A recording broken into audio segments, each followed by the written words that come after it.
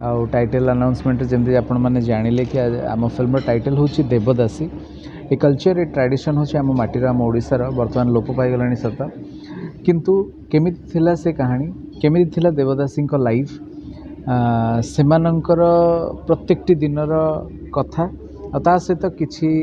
घटना जोटा कि बेले बेले बहुत भल हुए बेले बेले बहुत खराब हुए तो ताकू नहीं कि गोटे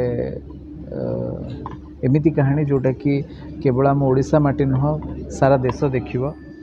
ए कहानी तो बर्तमान आरंभ है आज हूँ प्रथम पहाच पाखापाखि गोटे वर्ष लगे आर कंप्लीट प्रोजेक्ट को कंप्लीट करने बहुत गुड़े काम अच्छी आधारे जमती कि गोटे बड़ सेट तैयारी हम VFX काम अच्छी तो गोटे टाइम टेकिंग प्रोसेस सब्जेक्ट को कंप्लीट करने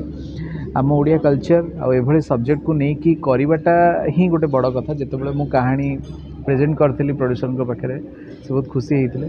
एंड ए प्रोजेक्ट को करवाटा मो भी गोटे चैलेंजिंग कथा प्रत्येकटी कथा को आखिरे रखी करिया को पड़ुछि आउ रहिला जेहेतु ओडिया सहित बाहर लैंग्वेज रे भी रिलीज हम से प्रत्येकटी क्षेत्र में आमको टिके जगिबा को पड़ुछि। बाकी प्रभु जगन्नाथ का इच्छा जेहेतु कहानीर नायक निजे प्रभु श्री जगन्नाथ सी जमती नेबे आमे सेमती आगे बढ़िया ट्रेडिशनल वे रे हबो ना गोटे मॉडर्न टाइप रो फिल्म आसीबो सेटा मु एबे कहबिनी आपण मानकर चिंताधारा रे जेमिति भाबुचंती एमिति सिनेमाटा हवा दरकार सेमिति हवा पूरा बांटी कहि होबनी तापरे स्क्रिप्ट संपूर्ण सरिया पर्यंत मध्य कहानी रे किछि परिवर्तन होवार आवश्यकता रही हबो मध्य किंतु एतिकी कहि होबो जे ये जो देवदासी आपण माने आज शीर्षकार शुणिले देखिले ये संपूर्ण से जो देवदासी परंपरा थिला ताकू नेकरी डॉक्यूमेंटरी फिल्म भली फिल्म नुहे देवदासी परंपरा भितर कथाटा जहाँ देवदासी केमिति गोटे समर्पण नहीं सारा जीवन कटई दूसरा और महाप्रभु को स्वामी रूपे वर्ण करी से महानारी बा महारी होता से जो भितर कथाटा से कथाटा आज मध्य आम भितर किसी ना किसी परिमाण अच्छी आम समस्ते जगन्नाथ स्वामी बोली कहू तो मन भर अच्छी जगतर एकमात्र स्वामी होउछंती सी तेणु से कथाटा आम देवदासी परंपरा आमको शिखई आम जगन्नाथ स्वामी बोली आज जदि संबोधन करुचु ये स्वामी शब्दटी कौटू है से आसी पुरातन परंपरा आसी संस्कृति आसी तेणु से हिसाब से वर्तमान समयर चरित्र जगन्नाथ को केमिति देखिपर केमिति निजको गोटे महानारी रूप उपस्थापन करि पारिबो कि नाही एवं ता भीतर आवेगटी कौन तार चेतनाटी कौन ता भल पाइबाटी कौन एवं ये जो स्वामी भाव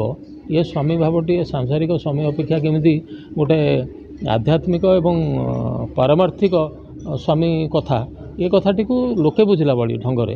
एथरे परिवेशन करने चेष्टा करा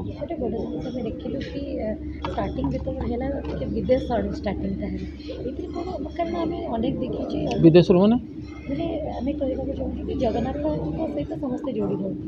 विदेश में भी अच्छे देवदासी और नाइजर नहीं देवदासी विदेशी ने कहीं होना जदि देवदासी परंपराटा को आम कहवा ताले विदेशी ने आसी कहीं देवदासी होना आमर जो मैंने देवदासी होते से पुरीर जो मैंने सब थिले से झील मान को देवदासी कराला जो परंपरा थिला बर्तमान तो से परंपरा नहीं किंतु जड़े भक्त विहोल होकर नाचुची विदेशी विहोल ही नाचुची नाचिकी सब भूली जाऊँगी सी भी से समय देवदासी भाव नहीं नाचुची से दृष्टि आम ताकू कहीपर सी से देवता दासी महाप्रभुर दासी हुए तो देखिले आप जानवे आम से किसी कथा को आने को चाहूँ कारण आम तो से सिनेमा कले भी लोक देखिए ना से पुराना कथा को लेकर केवल डॉक्यूमेंटरी भाया कले देखिए किंतु वर्तमान समय लोक बुझेला भली एवं लोक से भावटा को अनुभव कला भली से कथा को रखी ताको प्रस्तावना दिया एवं से तो कहानी तैयारी करा ये तो प्रामाणिक चलचित्र नुह कि चरित्र भित्तिक चलचित्र नुह